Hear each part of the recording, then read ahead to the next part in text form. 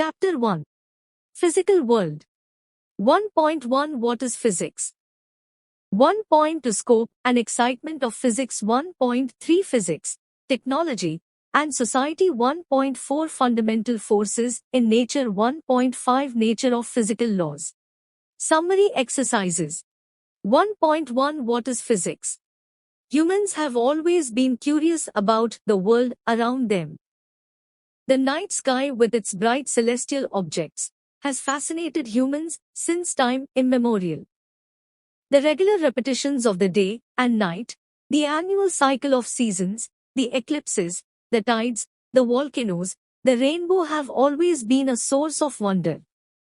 The world has an astonishing variety of materials and a bewildering diversity of life and behavior. The inquiring and imaginative human mind has responded to the wonder and awe of nature in different ways. One kind of response from the earliest times has been to observe the physical environment carefully, look for any meaningful patterns and relations in natural phenomena, and build and use new tools to interact with nature. This human endeavor led, in course of time, to modern science and technology. The word science originates from the Latin verb scientia, meaning to know, the Sanskrit word vigyan, and the Arabic word ilm convey similar meaning, namely knowledge. Science, in a broad sense, is as old as human species. The early civilizations of Egypt, India, China, Greece, Mesopotamia, and many others made vital contributions to its progress. From the 16th century onwards, great strides were made in science in Europe. By the middle of the 20th century, science had become a truly international enterprise, with many cultures and countries contributing to its rapid growth. What is science and what is the so-called scientific method? Science is a systematic attempt to understand natural phenomena in as much detail and depth as possible, and use the knowledge so gained to predict, modify, and control phenomena. Science is exploring, experimenting, and predicting from what we see around us. The curiosity to learn about the world, unraveling the secrets of nature, is the first step towards the discovery of science.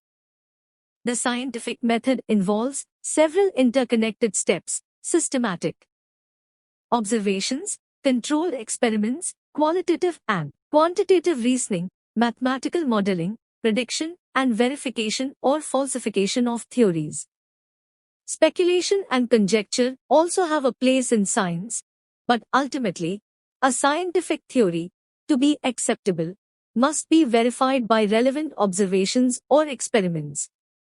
There is much philosophical debate about the nature and method of science that we need not discuss here. The interplay of theory and observation, or experiment, is basic to the progress of science. Science is ever dynamic. There is no final theory in science, and no unquestioned authority among scientists. As observations improve in detail and precision, or experiments yield new results, theories must account for them, if necessary, by introducing modifications. Sometimes the modifications may not be drastic, and may lie within the framework of existing theory. For example, when Johannes Kepler, 1571 to 1630, examined the extensive data on planetary motion collected by Tycho Brahe, 1546 to 1601, the planetary circular orbits in heliocentric theory, Sun at the center of the solar system, imagined by Nicolaus Copernicus, 1473 to 1543, had to be replaced by elliptical orbits to fit the data better. Occasionally, however, the existing theory is simply unable to explain new observations. This causes a major upheaval in science. In the beginning of the 20th century, it was realized that Newtonian mechanics, till then a very successful theory, could not explain some of the most basic features of atomic phenomena. Similarly, the then accepted wave picture of light failed to explain the photoelectric effect properly. This led to the development of a radically new theory, quantum mechanics, to deal with atomic and molecular phenomena. Just as a new experiment may suggest an alternative theoretical model, a theoretical advance may suggest what to look for in some experiments. The result of experiment of scattering of alpha particles by gold foil in 1911 by Ernest Rutherford, 1871 to 1937, established the nuclear model of the atom, which then became the basis of the quantum theory of hydrogen atom given in 1913 by Niels Bohr, 1885 to 1962.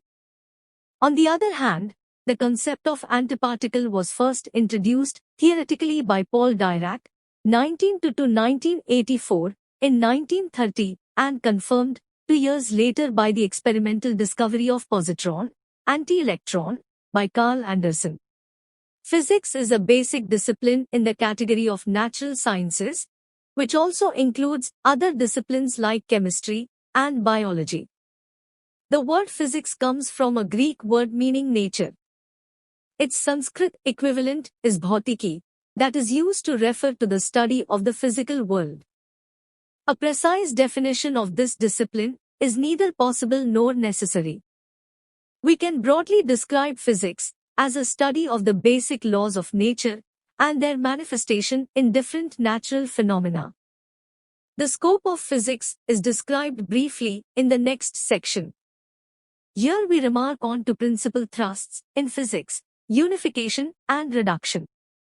In physics, we attempt to explain diverse physical phenomena in terms of a few concepts and laws. The effort is to see the physical world as manifestation of some universal laws in different domains and conditions. For example, the same law of gravitation, given by Newton, describes the fall of an apple to the ground, the motion of the moon around the earth, and the motion of planets around the sun. Similarly, the basic laws of electromagnetism, Maxwell's equations, govern all electric and magnetic phenomena.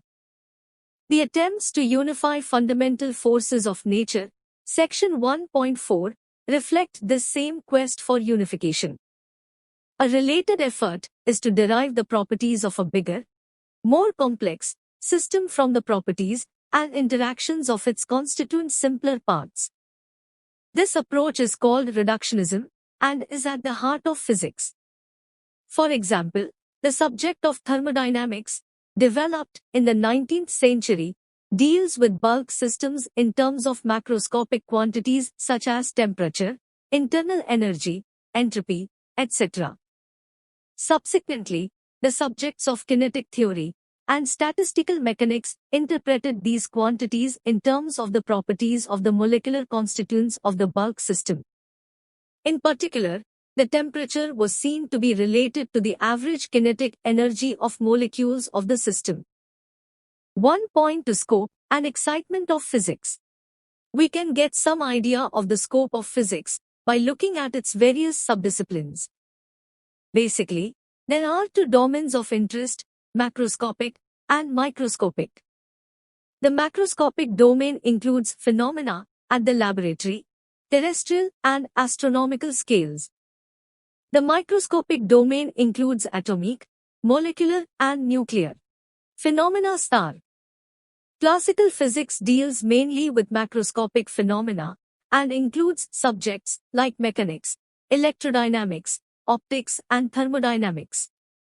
Mechanics, founded on Newton's laws of motion and the law of gravitation, is concerned with the motion or equilibrium of particles, rigid and deformable bodies, and general systems of particles.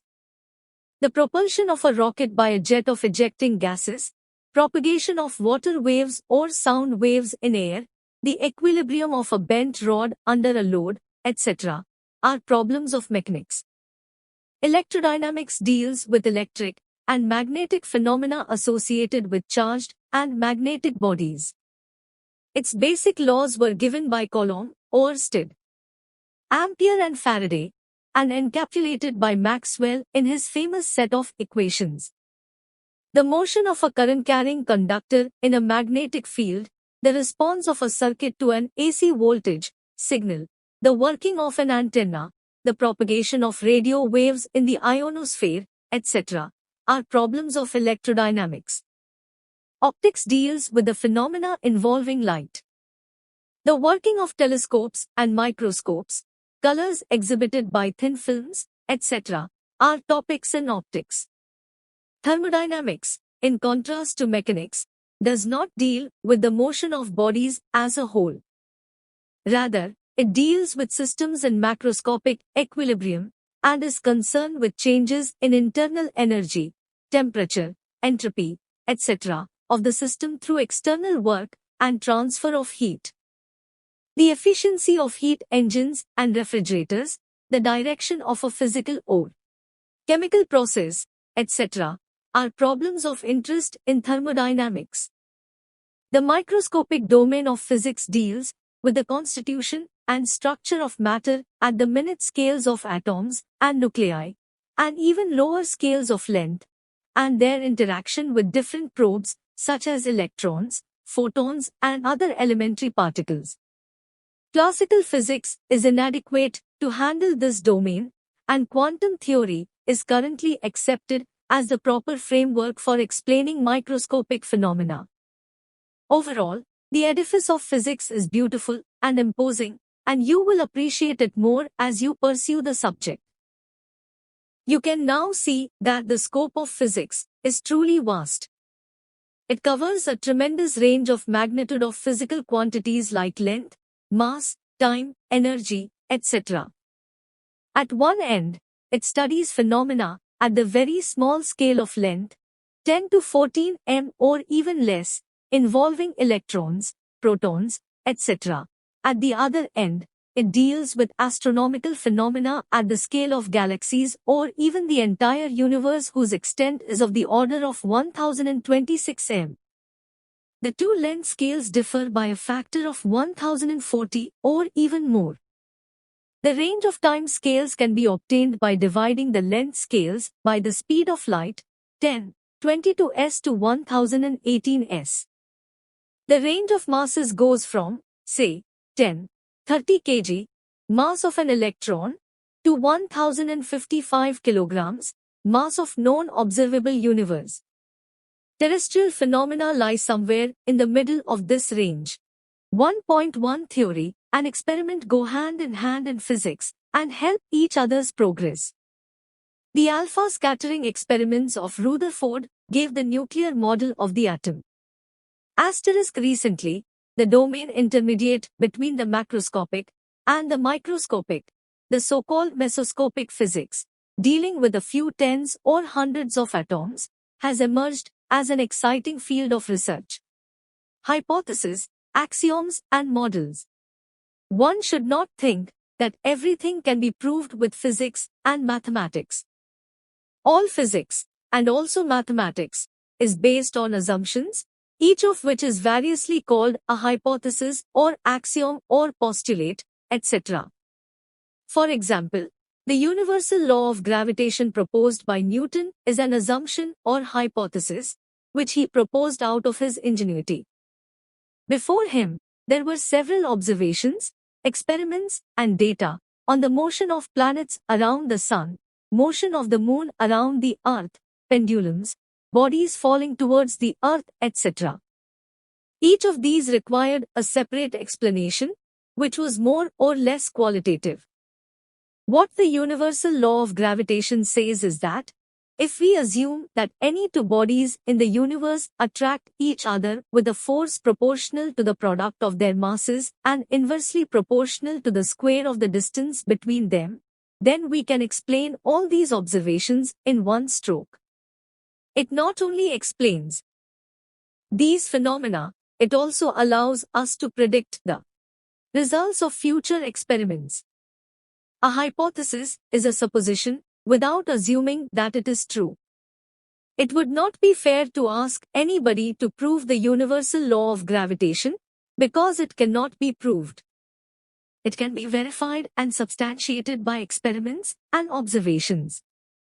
An axiom is a self-evident truth, while a model is a theory proposed to explain observed phenomena. But you need not worry at this stage about the nuances in using these words. For example, next year you will learn about Bohr's model of hydrogen atom, in which Bohr assumed that an electron in the hydrogen atom follows certain rules, postulates. Why did he do that? There was a large amount of spectroscopic data before him which no other theory could explain. So Bohr said that if we assume that an atom behaves in such a manner, we can explain all these things at once. Einstein's special theory of relativity is also based on two postulates: the constancy of the speed of electromagnetic radiation and the validity of physical laws in all inertial frame of reference. It would not be wise to ask somebody to prove that the speed of light in vacuum is constant, independent of the source or observer. In mathematics too, we need axioms and hypotheses at every stage. Euclid's statement that parallel lines never meet is a hypothesis. This means that if we assume this statement, we can explain several properties of straight lines and two or three-dimensional figures made out of them.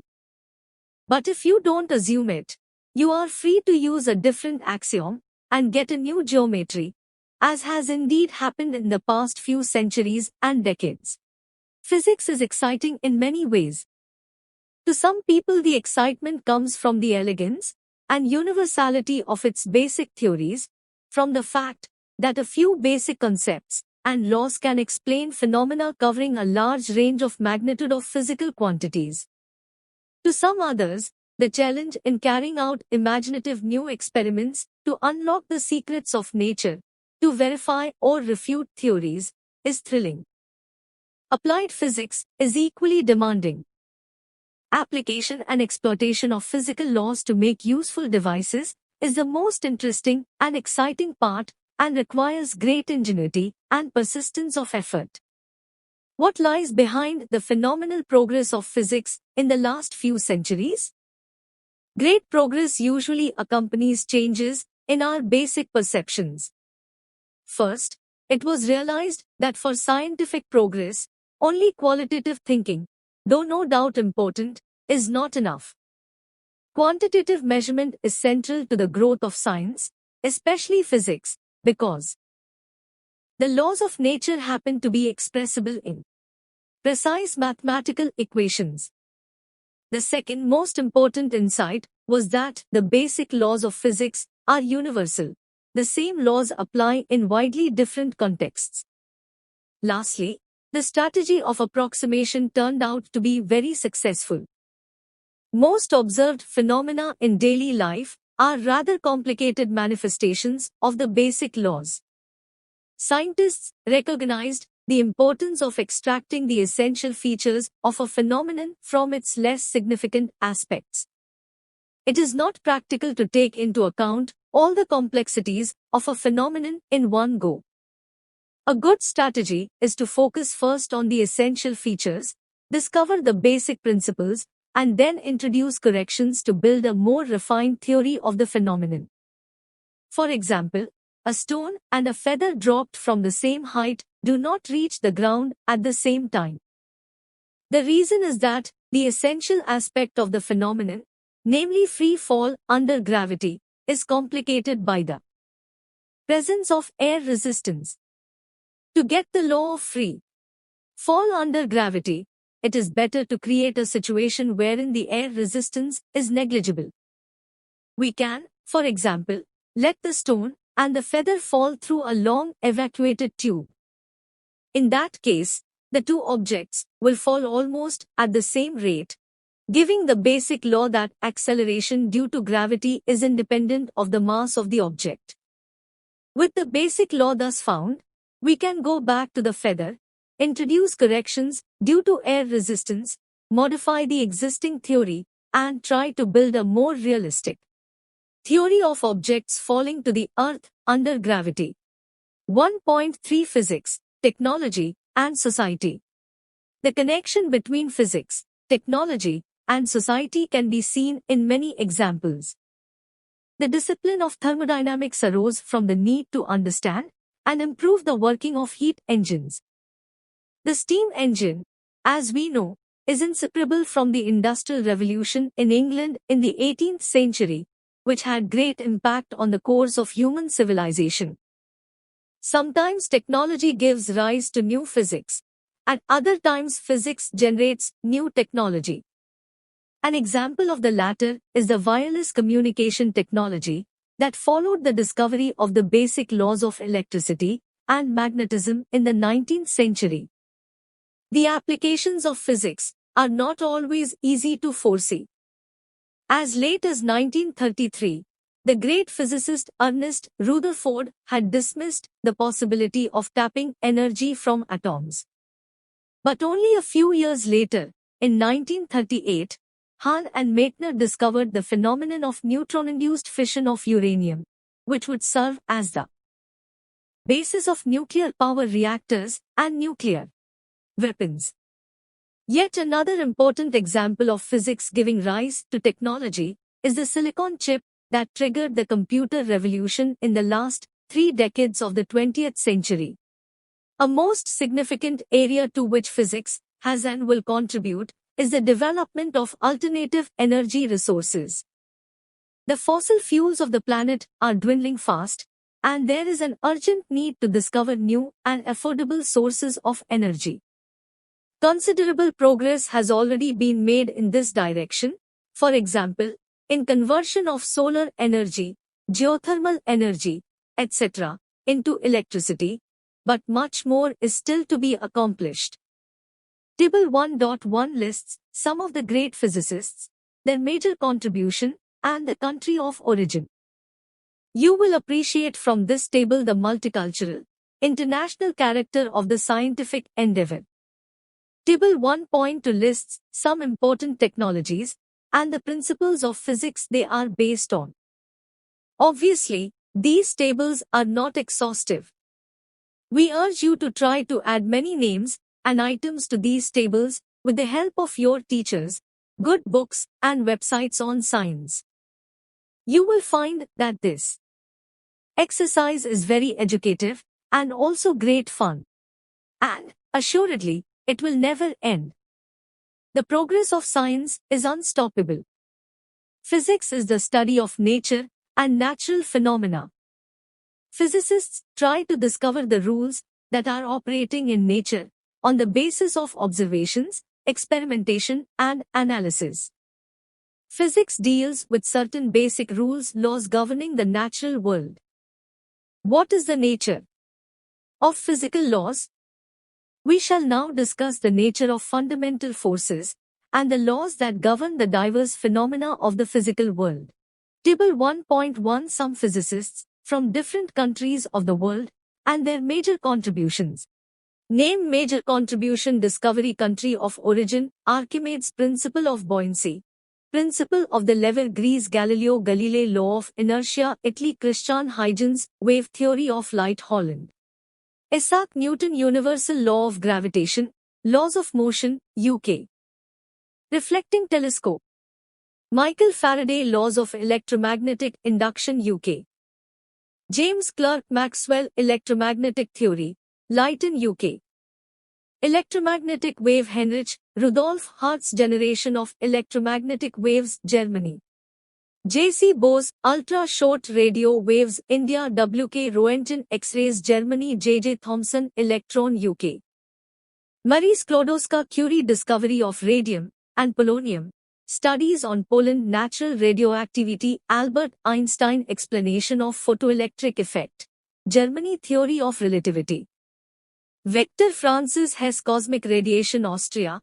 R. A. Millikan, measurement of electronic charge, USA, Ernest Rutherford, nuclear model of atom, New Zealand, Niels Bohr, quantum model of hydrogen atom, Denmark, C. V. Raman, inelastic scattering of light by molecules, India, Louis Victor de Broglie, wave nature of matter, France, M. N. Saha, thermal ionization, India, S. N. Bose, quantum statistics, India, Wolfgang Pauli, exclusion principle, Austria, Enrico Fermi, controlled nuclear fission, Italy, Werner Heisenberg, quantum mechanics, Uncertainty Principle, Germany, Paul Dirac, Relativistic Theory of Electron, UK.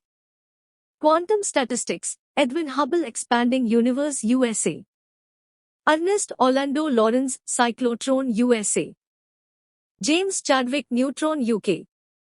Hideki Yukawa, Theory of Nuclear Forces, Japan. Homi Jahangir Bhabha, Cascade Process of Cosmic Radiation, India. Lev Davidovich Landau, Theory of Condensed Matter. Liquid Helium, Russia. S. Chandrasekhar Limit.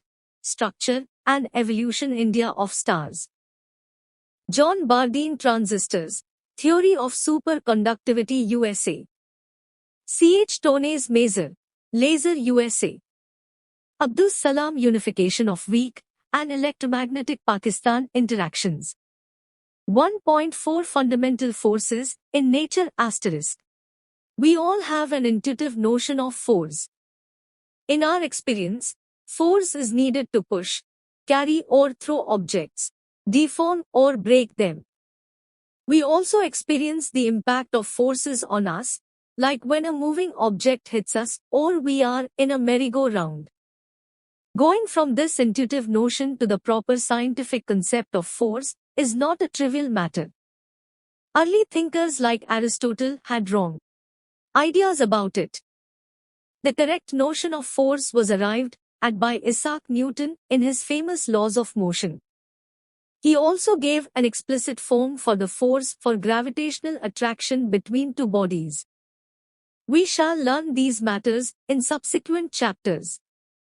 In the macroscopic world, besides the gravitational force, we encounter several kinds of forces: muscular force, contact forces between bodies, friction, which is also a contact force parallel to the surfaces in contact, the forces exerted by compressed or elongated springs and taut strings and ropes, tension, the force of buoyancy, and viscous force when solids are in. Sections 1.4 and 1.5 contains several ideas that you may not grasp fully in your first reading. However, we advise you to read them carefully to develop a feel for some basic aspects of physics. These are some of the areas which continue to occupy the physicists today. Contact with fluids, the force due to pressure of a fluid, the force due to surface tension of a liquid, and so on. There are also forces involving charged and magnetic bodies. In the microscopic domain again, we have electric and magnetic forces, nuclear forces involving protons and neutrons, interatomic and intermolecular forces, etc. We shall get familiar with some of these forces in later parts of this course. A great insight of the 20th century physics is that these different forces occurring in different contexts actually arise from only a small number of fundamental forces in nature. For example, the elastic spring force arises due to the net attraction-repulsion between the neighboring atoms of the spring when the spring is elongated compressed. This net attraction-repulsion can be traced to the unbalanced sum of electric forces between the charged constituents of the atoms. In principle, this means that the laws for derived forces, such as spring force, friction, are not independent of the laws of fundamental forces in nature. The origin of these derived forces is, however, very complex. At the present stage of our understanding, we know of 4 fundamental forces in nature, which are described in brief here. Table 1 point to link between technology and physics. Technology Scientific Principle, S. Steam engine laws of thermodynamics, nuclear reactor controlled nuclear fission. Radio and television generation, propagation, and detection of electromagnetic waves. Computers, digital logic, lasers, light amplification by stimulated emission of radiation, production of ultra-high magnetic superconductivity fields, rocket propulsion, Newton's laws of motion. Electric generator, Faraday's laws of electromagnetic induction. Hydroelectric power, conversion of gravitational potential energy into electrical energy, aeroplane, Bernoulli's principle in fluid dynamics. Particle accelerators motion of charged particles in electromagnetic fields. Sonar reflection of ultrasonic waves. Optical fibers total internal reflection of light. Non-reflecting coatings thin film optical interference. Electron microscope wave nature of electrons. Photocell photoelectric effect. Fusion test reactor tokamak magnetic confinement of plasma. Giant microwave radio detection of cosmic radio waves telescope GMRT. Bose-Einstein condensate trapping and cooling of atoms by laser beams and magnetic fields. Gravitational force. The gravitational force is the force of mutual attraction between any two objects by virtue of their masses. It is a universal force. Every object experiences this force due to every other object in the universe. All objects on the earth, for example, experience the force of gravity due to the earth. In particular, gravity governs the motion of the moon and artificial satellites around the earth, motion of the earth and planets around the sun, and, of course, the motion of bodies falling to the earth. It plays a key role in the large-scale phenomena of the universe, such as formation and evolution of stars, galaxies, and galactic clusters, to electromagnetic force. Electromagnetic force is the force between charged particles. In the simpler case when charges are at rest, the force is given by Coulomb's law, attractive for unlike charges and repulsive for like charges. Charges in motion produce magnetic effects, and a magnetic field gives rise to a force on a moving charge. Electric and magnetic effects are, in general, inseparable, hence the name electromagnetic force. Like the gravitational force, electromagnetic force acts over large distances and does not need any intervening medium. It is enormously strong compared to gravity. Electric force between two protons, for example, is 1036 times the gravitational force between them for any fixed distance. Electric force between two protons, for example, is 1036 times the gravitational force between them for any fixed distance. Matter, as we know, consists of elementary charged constituents like electrons and protons. Since the electromagnetic force is so much stronger than the gravitational force, it dominates all phenomena at atomic and molecular scales. The other two forces, as we shall see, operate only at nuclear scales. Thus it is mainly the electromagnetic force that governs the structure of atoms and molecules, the dynamics of chemical reactions, and the mechanical, thermal, and other properties of materials. It underlies the macroscopic forces like tension, friction, normal force, spring force, etc. Gravity is always attractive, while electromagnetic force can be attractive or repulsive. Another way of putting it is that mass comes only in one variety. There is no negative mass, but charge comes in two varieties: positive and negative charge. This is what makes all the difference. Matter is mostly electrically neutral. Net charge is zero. Thus, electric force is largely zero and gravitational force dominates terrestrial phenomena.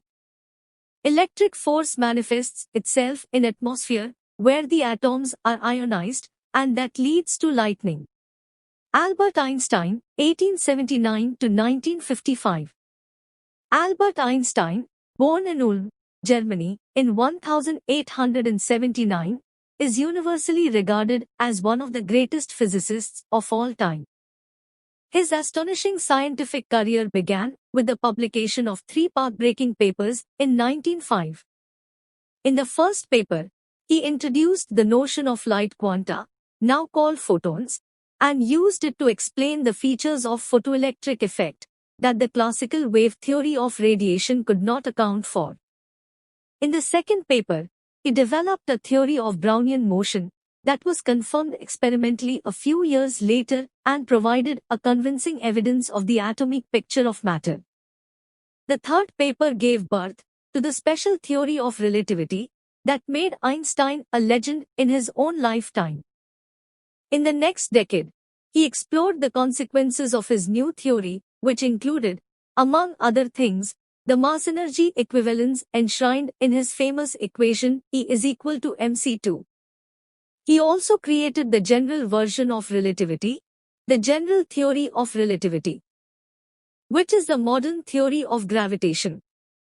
Some of Einstein's most significant later contributions are the notion of stimulated emission introduced in an alternative derivation of Planck's blackbody radiation law, static model of the universe, which started modern cosmology, quantum statistics of a gas of massive bosons, and a critical analysis of the foundations of quantum mechanics.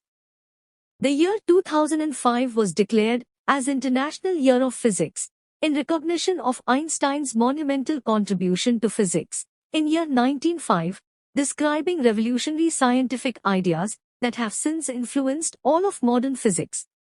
If we reflect a little, the enormous strength of the electromagnetic force compared to gravity is evident in our daily life. When we hold a book in our hand, we are balancing the gravitational force on the book due to the huge mass of the Earth by the normal force provided by our hand. The latter is nothing but the net electromagnetic force between the charged constituents of our hand and the book, at the surface in contact. If electromagnetic force were not intrinsically so much stronger than gravity, the hand of the strongest man would crumble under the weight of a feather. Indeed, to be consistent, in that circumstance, we ourselves would crumble under our own weight. 3. Strong nuclear force. The strong nuclear force binds protons and neutrons in a nucleus. It is evident that without some attractive force, a nucleus will be unstable due to the electric repulsion between its protons.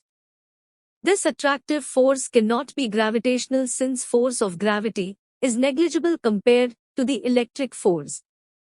A new basic force must, therefore, be invoked. The strong nuclear force is the strongest of all fundamental forces, about 100 times the electromagnetic force in strength. It is charge independent and acts equally between a proton and a proton, a neutron and a neutron, and a proton and a neutron. Its range is, however, extremely small, of about nuclear dimensions, 10-15 m. It is responsible for the stability of nuclei. The electron, it must be noted, does not experience this force.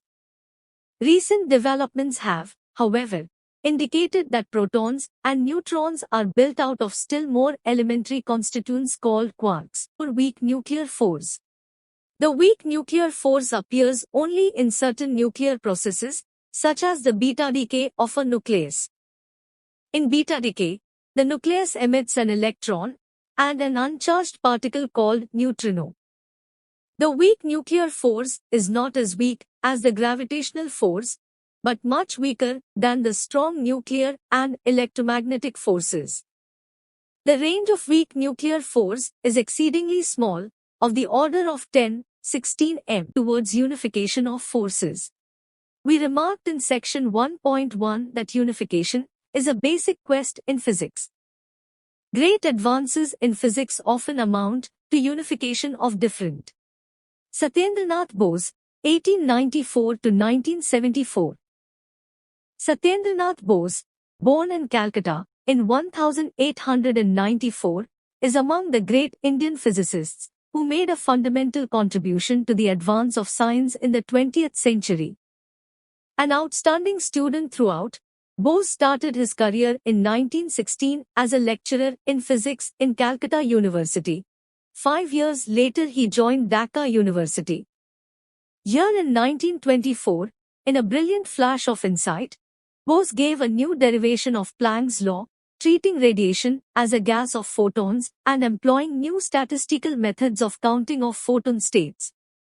He wrote a short paper on the subject and sent it to Einstein, who immediately recognized its great significance, translated it in German, and forwarded it for publication. Einstein then applied the same method to a gas of molecules. The key new conceptual ingredient in Bose's work was that the particles were regarded as indistinguishable, a radical departure from the assumption that underlies the classical Maxwell-Boltzmann statistics. It was soon realized that the new Bose-Einstein statistics was applicable to particles with integers spins, and a new quantum statistics, Fermi-Dirac statistics, was needed for particles with half-integers spins satisfying Pauli's exclusion principle. Particles with integers spins are now known as bosons in honor of Bose.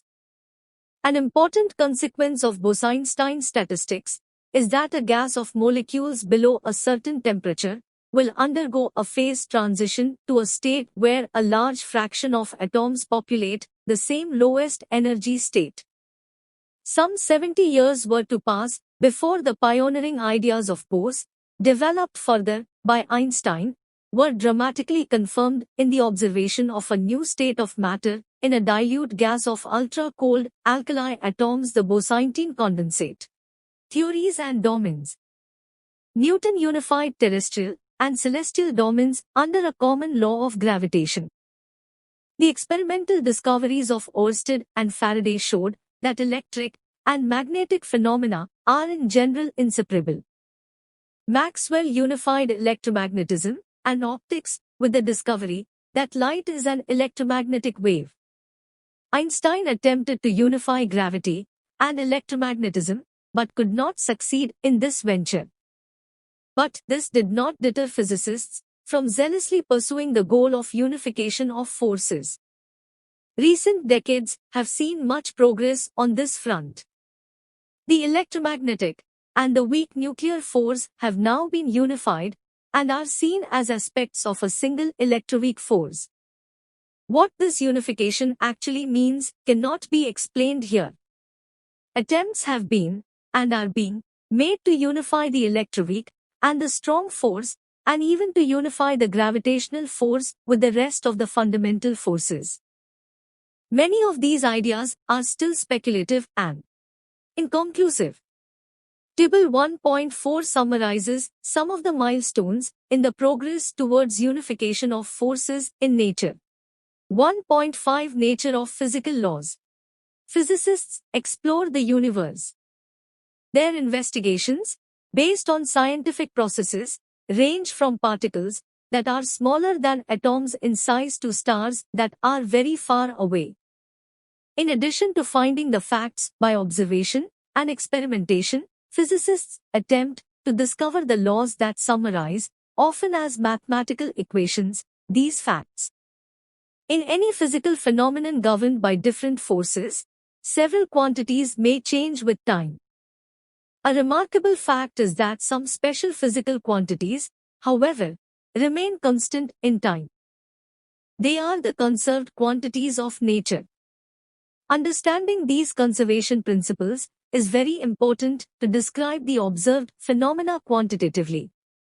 For motion under an external conservative force, the total mechanical energy, i.e. the sum of kinetic and potential energy of a body, is a constant. The familiar example is the free fall of an object under gravity. Both the kinetic energy of the object and its potential energy change continuously with time, but the sum remains fixed. If the object is released from rest, the initial Table 1.4 Progress in unification of different forces domains in nature. Table 1.3 Fundamental forces of nature. Name relative range operates among strength. Gravitational force 10, 39 infinite all objects in the universe. Weak nuclear force 10, 13 very short, subnuclear some elementary particles, size 10, 16 m, particularly electron and neutrino. Electromagnetic force 10, to infinite charged particles. Strong nuclear force 1 short, nuclear nucleons, heavier size, 10, 15 m, elementary particles. Potential energy is completely converted into the kinetic energy of the object just before it hits the ground. This law, restricted for a conservative force, should not be confused with the general law of conservation of energy of an isolated system, which is the basis of the first law of thermodynamics. The concept of energy is central to physics, and the expressions for energy can be written for every physical system. When all forms of energy, e.g., heat, mechanical energy, electrical energy, etc., are counted, it turns out that energy is conserved. The general law of conservation of energy is true for all forces and for any kind of transformation between different forms of energy. In the following object example, if you include the effect of air resistance during the fall and see the situation after the object hits the ground and stays there, the total mechanical energy is obviously not conserved. The general law of energy conservation, however, is still applicable. The initial potential energy of the stone gets transformed into other forms of energy, heat and sound. Ultimately, sound after it is absorbed becomes heat. The total energy of the system, stone plus the surroundings, remains unchanged. The law of conservation of energy is thought to be valid across all domains of nature, from the microscopic to the macroscopic. It is routinely applied in the analysis of atomic, nuclear, and elementary particle processes. At the other end, all kinds of violent phenomena occur in the universe all the time. Yet the total energy of the universe, the most ideal isolated system possible, is believed to remain unchanged. Until the advent of Einstein's theory of relativity, the law of conservation of mass was regarded as another basic conservation law of nature, since matter was thought to be indestructible. It was, and still is, an important principle used, for example, in the analysis of chemical reactions. A chemical reaction is basically a rearrangement of atoms among different molecules. If the total binding energy of the reacting molecules is less than the total binding energy of the product molecules, the difference appears as heat, and the reaction is exothermic. The opposite is true for energy-absorbing, endothermic reactions. However, since the atoms are merely rearranged, but not destroyed, the total mass of the reactants is the same as the total mass of the products in a chemical reaction. The changes in the binding energy are too small to be measured as changes in mass. According to Einstein's theory, mass m is equivalent to energy E given by the relation E is equal to mc2, where c is speed of light in vacuum. In a nuclear process, mass gets converted to energy, or vice versa. This is the energy which is released in a nuclear power generation and nuclear explosions. Sir C.V. Raman, 1888 to 1970. Chandrasekhara Venkat Raman was born on 7th November 1888 in Thiruvanayakkavil. He finished his schooling by the age of 11. He graduated from Presidency College, Madras. After finishing his education, he joined financial services of the Indian government. While in Kolkata, he started working on his area of interest at Indian Association for Cultivation of Science founded by Dr. Mahindra Lal Sarkar during his evening hours. His area of interest included vibrations, variety of musical instruments, ultrasonics, diffraction, and so on. In 1917, he was offered professorship at Calcutta University. In 1924, he was elected Fellow of the Royal Society of London and received Nobel Prize in Physics in 1930 for his discovery, now known as Raman effect. The Raman effect deals with scattering of light by molecules of a medium when they are excited to vibrational energy levels. This work opened totally new avenues for research for years to come. He spent his later years at Bangalore, first at Indian Institute of Science and then at Raman Research Institute. His work has inspired generation of young students. Energy is a scalar quantity. But all conserved quantities are not necessarily scalars. The total linear momentum and the total angular momentum, both vectors, of an isolated system are also conserved quantities. These laws can be derived from Newton's laws of motion in mechanics. But their validity goes beyond mechanics. They are the basic conservation laws of nature in all domains, even in those where Newton's laws may not be valid. Besides their great simplicity and generality, the conservation laws of nature are very useful in practice too. It often happens that we cannot solve the full dynamics of a complex problem involving different particles and forces.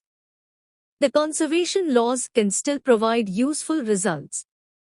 For example, we may not know the complicated forces that act during a collision of two automobiles, yet momentum conservation law enables us to bypass the complications and predict or rule out possible outcomes of the collision. In nuclear and elementary particle phenomena also, the conservation laws are important tools of analysis. Indeed, using the conservation laws of energy and momentum for beta decay, Wolfgang Pauli, 1900 to 1958, correctly predicted in 1931 the existence of a new particle, now called neutrino, emitted in beta decay along with the electron. Conservation laws have a deep connection with symmetries of nature that you will explore in more advanced courses in physics. For example, an important observation is that the laws of nature do not change with time. If you perform an experiment in your laboratory today and repeat the same experiment on the same objects under identical conditions, after a year, the results are bound to be the same. It turns out that this symmetry of nature with respect to translation, I displacement, in time is equivalent to the law of conservation of energy.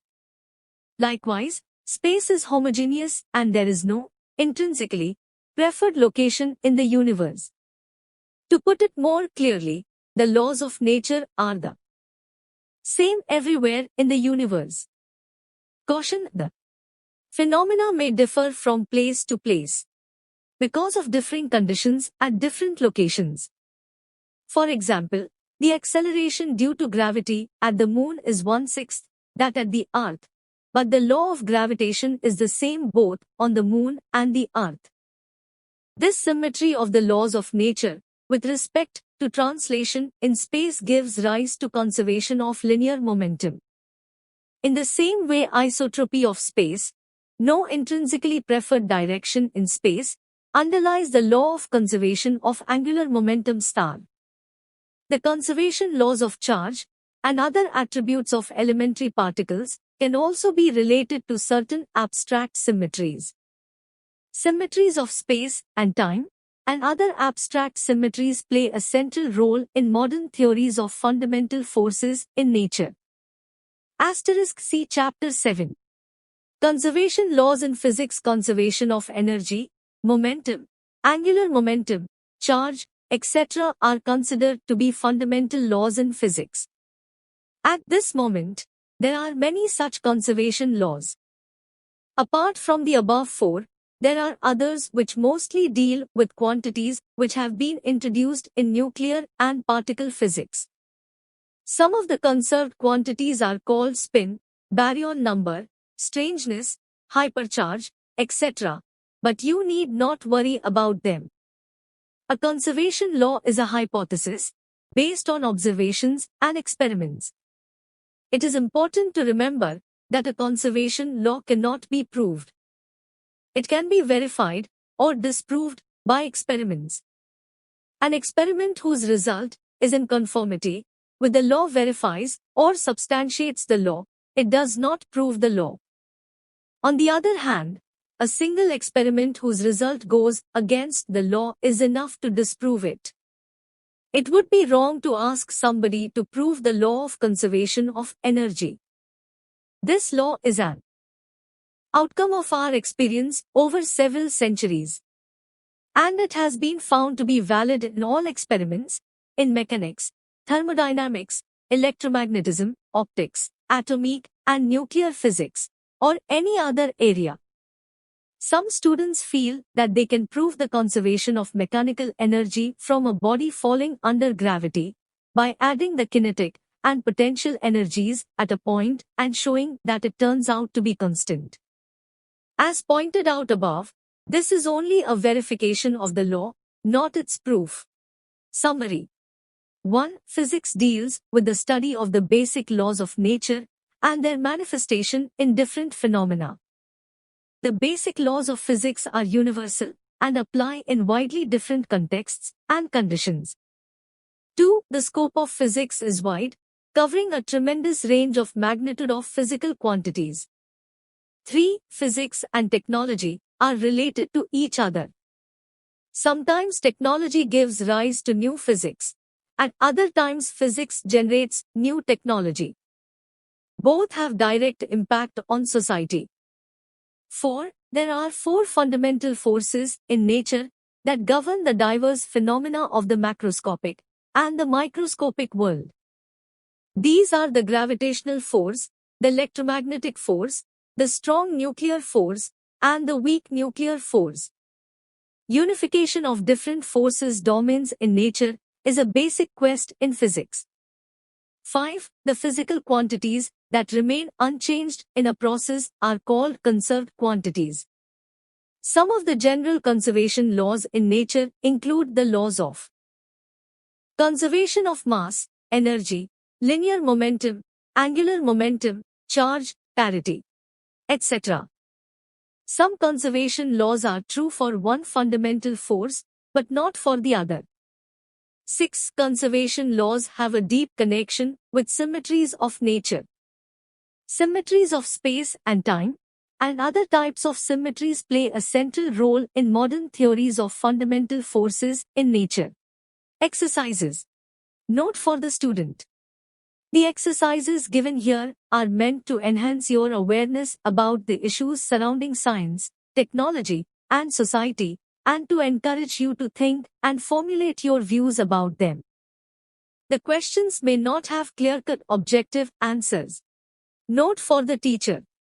The exercises given here are not for the purpose of a formal examination. 1.1 Some of the most profound statements on the nature of science have come from Albert Einstein, one of the greatest scientists of all time. What do you think did Einstein mean when he said, "The most incomprehensible thing about the world is that it is comprehensible"? 1.2 Every great physical theory starts as a heresy and ends as a dogma.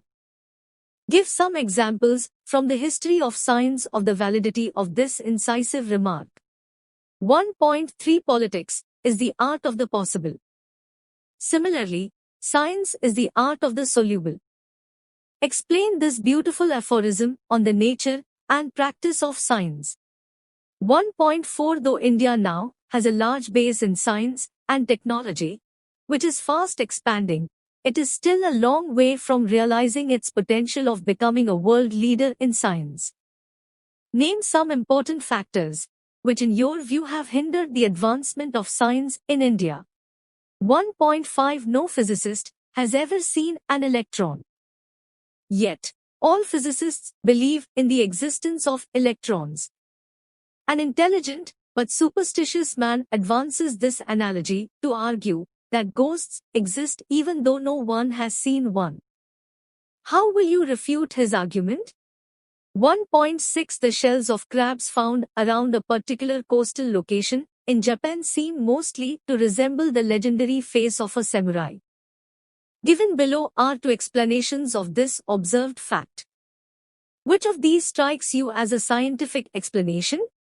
A. A tragic sea accident several centuries ago drowned a young samurai. As a tribute to his bravery, nature through its inscrutable ways immortalized his face by imprinting it on the crab shells in that area. 2020-21. 14 Physics. B. After the sea tragedy, fishermen in that area in a gesture of honor to their dead hero, let free any crab shell caught by them which accidentally had a shape resembling the face of a samurai. Consequently, the particular shape of the crab shell survived longer, and therefore in course of time the shape was genetically propagated. This is an example of evolution by artificial selection. Note: this interesting illustration taken from Carl Sagan's The Cosmos highlights the fact that often strange and inexplicable facts, which on the first sight appear supernatural, actually turn out to have simple scientific explanations. Try to think out other examples of this kind. 1.7 The Industrial Revolution in England and Western Europe more than 2 centuries ago was triggered by some key scientific and technological advances. What were these advances? 1.8 It is often said that the world is witnessing now a second industrial revolution, which will transform the society as radically as did the first. List some key contemporary areas of science and technology which are responsible for this revolution. 1.9 Write in about 1000 words a fiction piece based on your speculation on the science and technology of the 22nd century. 1.10 Attempt to formulate your moral views on the practice of science.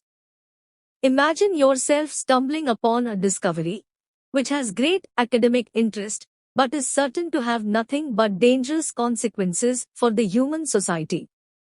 How, if at all, will you resolve your dilemma? 1.11 Science, like any knowledge, can be put to good or bad use depending on the user. Given below are some of the applications of science. Formulate your views on whether the particular application is good, bad, or something that cannot be so clearly categorized. A. Mass vaccination against smallpox to curb and finally eradicate this disease from the population.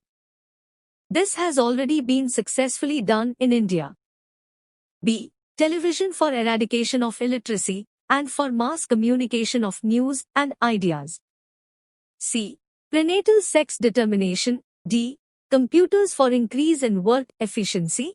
E. Putting artificial satellites into orbits around the Earth. F. Development of nuclear weapons. G. Development of new and powerful techniques of chemical and biological warfare. H. Purification of water for drinking. I. Plastic surgery. J. Cloning. 1.1 To India has had a long and unbroken tradition of great scholarship in mathematics, astronomy, linguistics, logic, and ethics. Yet, in parallel with this, several superstitious and obscurantistic attitudes and practices flourished in our society and unfortunately continue even today, among many educated people too. How will you use your knowledge of science to develop strategies to counter these attitudes? 1.13 Though the law gives women equal status in India, many people hold unscientific views on a woman's innate nature, capacity, and intelligence, and in practice give them a secondary status and role. Demolish this view using scientific arguments, and by quoting examples of great women in science and other spheres, and persuade yourself and others that, given equal opportunity, women are on par with men. 1.14 It is more important to have beauty in the equations of physics than to have them agree with experiments. The great British physicist P.A.M. Dirac held this view. Criticize this statement. Look out for some equations and results in this book which strike you as beautiful. 1.15 Though the statement quoted above may be disputed, most physicists do have a feeling that the great laws of physics are at once simple and beautiful. Some of the notable physicists, besides Dirac, who have articulated this feeling, are Einstein, Bohr, Heisenberg, Chandrasekhar, and Feynman. You are urged to make special efforts to get 2020-21 Physical World 15 access to the general books and writings by these and other great masters of physics. See the bibliography at the end of this book. Their writings are truly inspiring.